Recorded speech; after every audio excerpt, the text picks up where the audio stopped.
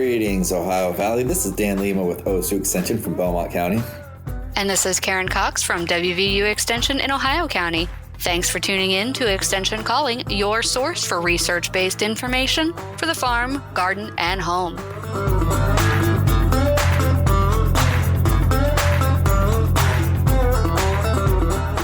Hello, Karen. Hey, Dan. How's your week been here? Nonstop.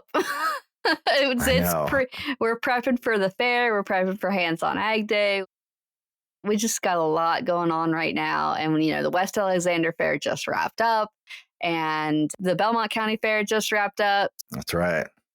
Now we have to reset and get ready for the next big thing. So it's a busy time in the fall here. I know. Come back to the office. I'm looking at the calendar and I'm like, oh, wow. There's so farm science reviews. It's always a really big event, a lot of fun. But there's so much coming up. We've got the endings of our fairs, so the last couple fairs of the year, and then we've got the Women in Agriculture Conference that's going to be in the end of October this year, and then we've got the Cattlemen's Conference, which is going to be in the beginning of December.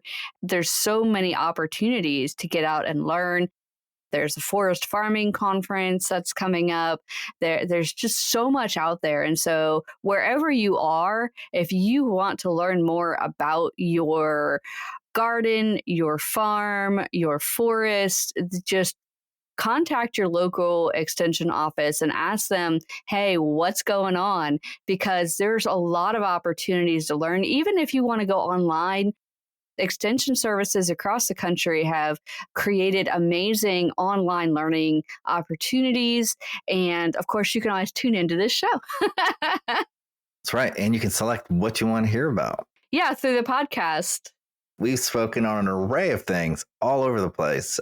So there's quite a selection in the podcast library. That's right. Yeah. And if you want to find the podcast, you can search Extension Calling Podcast and you'll find us and you'll be able to go back and listen to your favorite episodes all over again, or find an episode you've never heard before, or just get some extra information on any particular topic that interests you most. That's right. Find a new favorite episode. So one of the things we were going to talk about today is when we're looking at September, your garden's starting to wrap up. But one of the great things you can do in the fall is plant trees. So we were going to talk about how to select a good tree for planting as far as looking at the root system, which is the most important part of any tree that you are planting.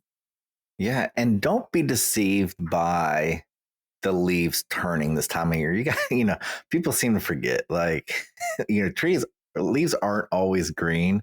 And this time of year, you're going to go to a nursery and you might see some yellow leaves. You might see some. You might see some trees without leaves.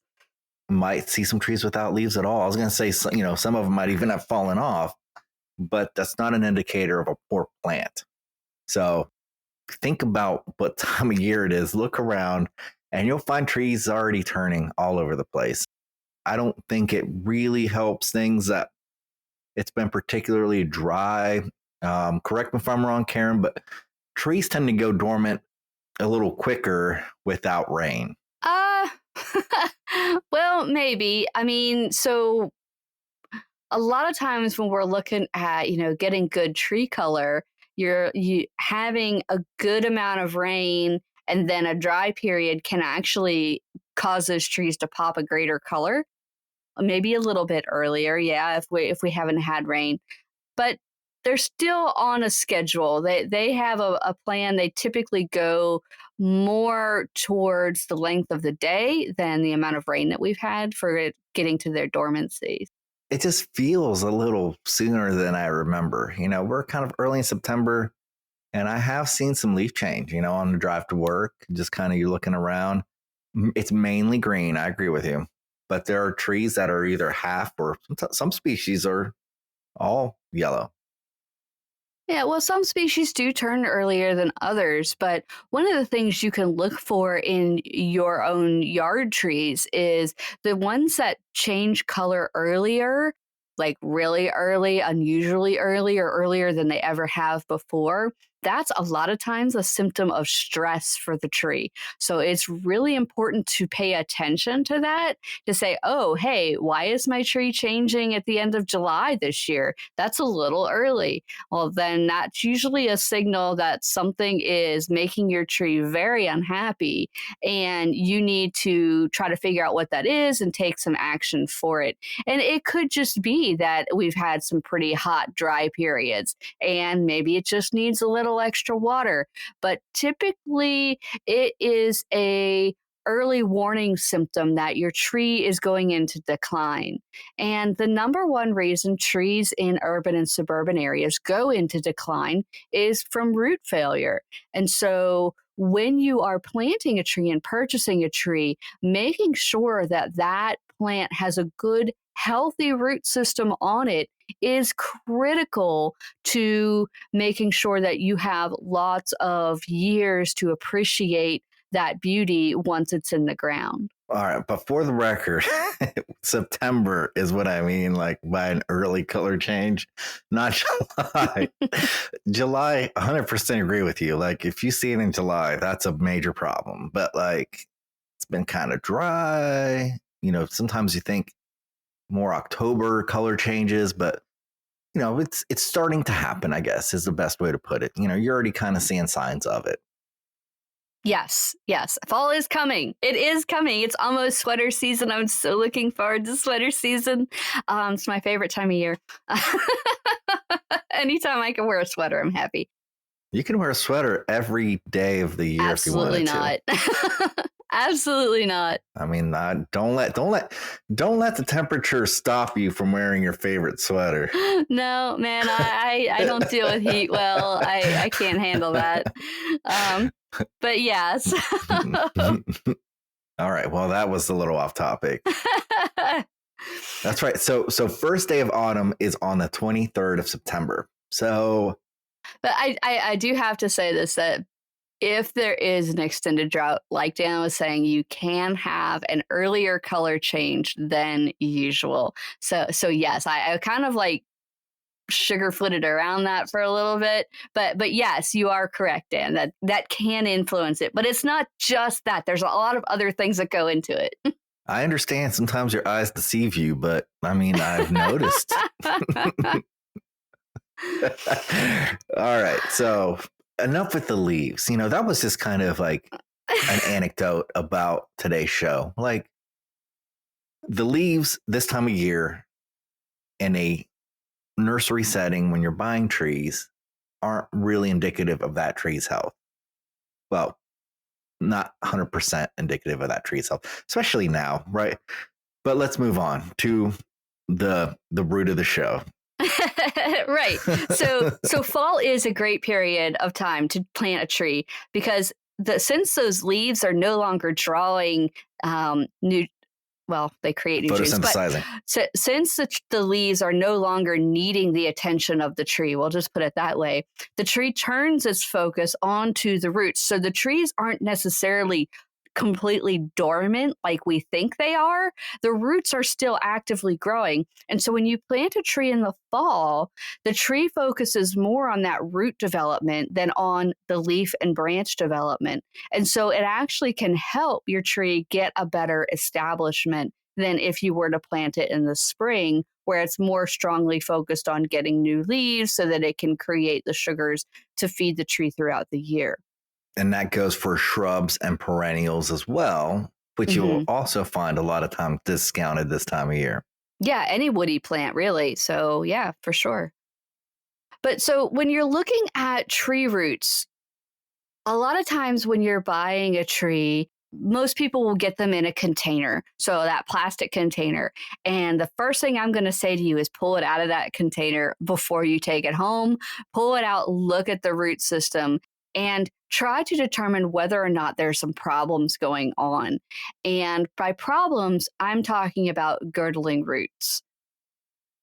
Yeah, and on that topic, maybe get some help from the the staff at the nursery, just so they don't, you don't want to be just ripping out trees without them knowing what's going on. I just say, hey, I guess they like can you better than me. I like this tree. Do you mind helping me so I can kind of look at the roots? And I'm sure they'll be like, yeah, of course. If you're trying to grow something of quality, you want to make people happy, and you want to sell it. So 90% of the time, I'm sure they'll say, all right, let's do it.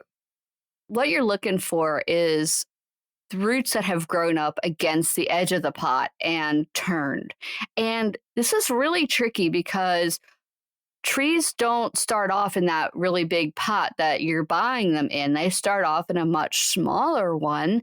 And then as they grow, they'll get put in a larger pot, and then a larger pot, and then a larger pot. But the trick is that if that particular nursery didn't catch it in time before the roots hit the edge of the smaller pot, and they didn't shave off the edges before putting it into a larger pot, then a lot of times what happens is the root, once it hits that wall, will change direction. And just because it gets put into a larger pot doesn't mean that it's going to change direction back again. It will keep going in the direction that it changed to initially, unless it gets cut or hits another wall. And so sometimes, even though it's in the proper size pot for the size of the tree, the root system hasn't expanded properly to fill that pot. Yeah, you got to remember that plants grow from tips, whether we're talking about, and those are called meristems. So it's the growing parts of the plant. There's the apical meristem at the top that gives rise to the shoots, so leaves and fruits and leaves and flowers, which then lead to fruit. But also the root apical meristem also grows from the tip. So like Karen was saying, once it's changed direction, it's just going to keep growing from the end, whatever direction it's pointing to. Right, yeah. It can only grow from that point. And so if a root has turned because it hit the wall of something, it won't grow out of its corner. It's going to grow from that meristematic tissue at the very tip of the root. And so it's going to keep going in that direction. And so what you're looking for is the thicker roots inside of that root ball. If they're turned in an odd manner, or if they're wrapping back around against the stem of that tree or that shrub, then it is going to continue growing in that direction. And you need to make a judgment as to say, well, can I cut this larger root and fix the problem, or are they all growing in this bad direction? If they're all growing in that bad direction, you're going to take off too much of the root mass for the tree or shrub to be able to sustain itself. When you're looking at pruning a tree, it's the 25% rule. So apply a similar rule towards the roots. You don't want to take off more than 25% of the root mass. It's just like you wouldn't take off more than 25% of the canopy. So keep that in mind. And honestly, for roots, I might even be a little bit more conservative. Now, you can prune roots. I'm not trying to say you can't. In fact, pruned roots, especially if they were done in the nursery, that's a good thing, because there's a lot more feeder roots and they branch out a lot more, and you're going to get a lot healthier of a root system. But you want to be careful that you're not taking off too much of the root system right before you put it into a very different soil type and stress it out. That's right. And I guess on that topic, Karen, a lot of people like to amend the holes that they're putting their trees in, because they're like, okay, I want the trees to get the best results, right? So I'm going to put the best compost soil I can find into this hole that I dug on my property. That's not the best idea. So let's say you go to the nursery, you're buying a tree, it's got pretty good roots on it. You take it home, and now you want to plant it. Let's get to that step. What would you say would be some best management practices for picking a site, looking at the depth, and then planting the tree? Oh, you're going to get me off on a whole big tangent, aren't you? Well, I mean, no. I was just trying to, get the entire day planned out. Right. Okay. So, right tree, right place. We're not going to focus on that right now because that is a whole show in and of itself.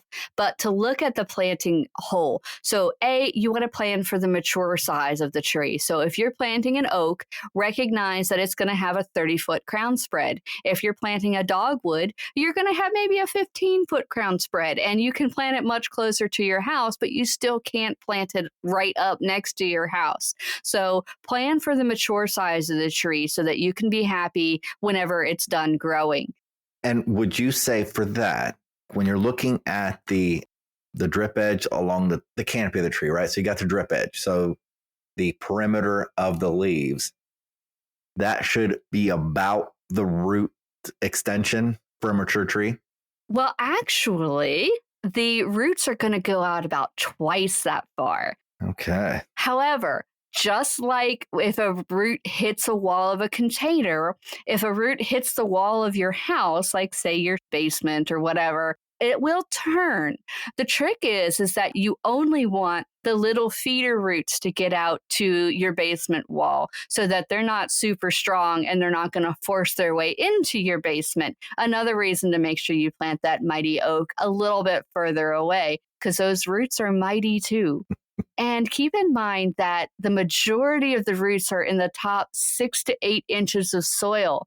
That's right, the top 6 to 8 inches. So you're going to take a ruler and you're going to stick it down in the ground and know that no further down are you going to have very many roots. They are all in that surface layer of soil because that's where the oxygen is, and they need that oxygen. That's also where most of the nutrients are, and the water is, and all of those other good things. So yes, if you were to make sure that mighty oak is, say, 15, 20 feet away from your basement wall, that will be plenty. Yeah, because those little smaller feeder roots are going to turn and go to where the nutrients are. There's not a whole lot of nutrients in your basement, but what is in your basement is oxygen. So if your soil is compacted and they're not getting the oxygen they need, I'm not going to say there's no way this tree root is going to go into your basement. If it's desperate, it's going to fight for what it needs. So make sure that you're aerating your lawn, make sure that you've got it far enough away from your house,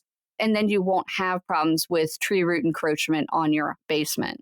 Now, what about like evergreens, like spruces and pines? So you're still going to have that root spread that's going to go out much farther than the green canopy of those trees. Yeah. As I was talking about the oaks, before, I was thinking, okay, I'm sure that the spruces and the pines have to be an exception because you see those roots and they go very far. And those trees get very large, especially the Norway spruces. They get enormous. So watch where you're putting those guys. Yeah. Yeah. You're talking a 100+ foot tall tree here. So think about height as well. And there are things you can do to train trees to grow in certain directions, especially your deciduous trees, not so much your conifers. Let's say you don't want those branches growing out over your house, at least not the larger limbs. You can start training your tree when it's younger to grow in certain directions, but you still want to be careful that you're planting it far enough away. Now, we have totally strayed off what the planting hole should look like. I know. I got one more thing that I just kind of want to bring up. Besides the foundation of your house, right? One of the things you need to consider also when planting a larger evergreen tree, you need to think about those roots as far as how much water they're going to draw. So, be wary of like where you have your garden, where you have more sensitive plants to moisture, because they're going to draw a lot of water too. So, when we talk about right place, right time, it's not always structural. Sometimes it's just, you have other plants you really enjoy. You have like an area that you want to have your garden for years to come. And it can stress it a little bit. It's just something else to consider when planting large trees, because here's what I've learned about trees. The first year it sleeps, the second year it creeps, and the third year it leaps and it keeps leaping after that. So it can get ahead of you before you know it. Yeah, so keep in mind that trees are thirsty. They are large plants, right? Like if you were to have a large plant in a pot in your house, you would have to water it more than a small plant. And so when you're looking at a tree that's out in your yard, you're talking 10 to 150 gallons of water per day. Okay. Now, if you have a heavy clay soil like we have here in West Virginia, you are looking at those trees trying to maintain the moisture quality of that soil so that you don't have a super saturated soil. It's pulling the water out. And a lot of people have found that when they cut that really big tree in their yard down, that now they all of a sudden have a water problem where they've never had a water problem before. And that's because our clay soils have a lot of moisture. We get a lot of rainfall here. So we have a lot of water that comes down. And especially lately when those storms come, we're getting bigger storms, a lot more water in a faster time.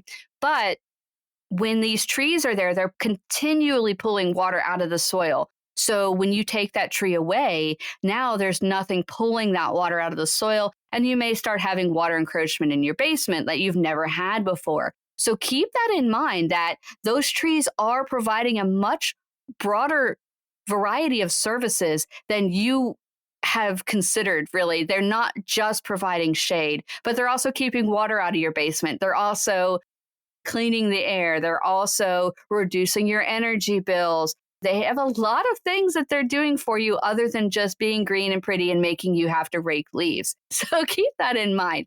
Now, to get back to the initial thing of that planting hole, when you're putting your tree in the ground, your planting hole should not be any deeper than the depth of the root ball. Now, the tricky thing is that depth of the root ball is not always the depth of that planting container. Whether it be balled and burlapped or in a container, you need to find that root flare at the base of the stem where it starts to poof out a little bit. It gets a little bit wider. That needs to be at the soil line or even just a little bit above the soil line, because that is where the cellular structure of the tree changes so that it becomes more resistant to water. And that means the roots are going to be at that surface layer of soil where they can access the oxygen that they need. So make sure that you find the actual depth of the root ball, which is from the root flare to the bottom of whatever you have left. So scrape off the top until you find that root flare. And I have seen them buried 4 inches. So don't be like, oh, well, I've taken a lot of soil off and I'm hitting some roots. I must be at the right place. No. Keep going, because trees can even create, you know how they have epicormic shoots when you prune them too hard and get those extra branches? They can do the same thing for roots. I'm rambling again. Yeah. I mean, it's called adventitious roots. They're just extra. Yeah. And so those don't count. Keep going down. Find that first true root at the root flare and prune off those adventitious roots. You don't need them. The tree doesn't need them. They were there as an emergency response because it was planted too deeply. Yeah. And I was going to say, some species you'll notice a slight color change, like when you're getting from trunk cells to root cells. You'll see a subtle color change, but it's kind of hard to see if it's been overburied, right, Karen? Yeah, because it'll be moist and the wet bark will look darker than the dry bark, right? So it's very hard to go by color change. Yeah. So try to find that first true root, try to find that root flare, get them at the soil line or above it. It's much better to plant a tree too shallow than too deep, especially in our heavy clay soils. And that's how I like to do it. Like right there, what you said, you find, hopefully you'll have found the correct first root of that tree. Right. And if you have, I like to put that one right on the surface so it doesn't go too deep. Exactly. Because you've seen some very healthy trees with roots kind of growing on the surface, and that's fine. Burying it too deep is worse than not burying it deep enough. Right. Also consider how wide your hole is. The hole should be 2 to 3 times as wide as your root ball. And that is to encourage those roots to not hit a wall and start curving around. You want it to be nice and broad, shaped like a bird bath, not shaped like a pot, right? Because you don't want them to hit that wall and start growing around in a circle. I have seen so many beautiful trees, and I'm counting the sad, sad days for when my Japanese maple in my backyard fails because of this, because I know it has a girdling root and my tree is probably 40 years old. It's really established, and that girdling root is fairly large. And some girdling roots, you can prune them off and save the tree, but I don't know if my tree is going to be eligible for that. So prevent the problem. Don't wait for that early demise of this beautiful tree that's in your landscape. And when you're talking larger trees, Japanese maple, if it falls, it's not going to cause a whole lot of damage. It's only 40 feet tall at the most. It's not a huge tree. When you're talking an 80-foot tall oak, in fact, my Japanese maple is actually probably only 20 feet tall. The mighty oak. The mighty oak. Not the baby Japanese maple. Yeah. The mighty oak. When that tree falls, it's gonna leave a mark, right? So you don't want that tree to suddenly fail because it had that girdling root. Or if you know it's failing and it's dying, that's again an expensive tree to remove, and you shouldn't have had to have removed it so soon in its life. So it's a really hard decision to make once you know that you have that girdling root.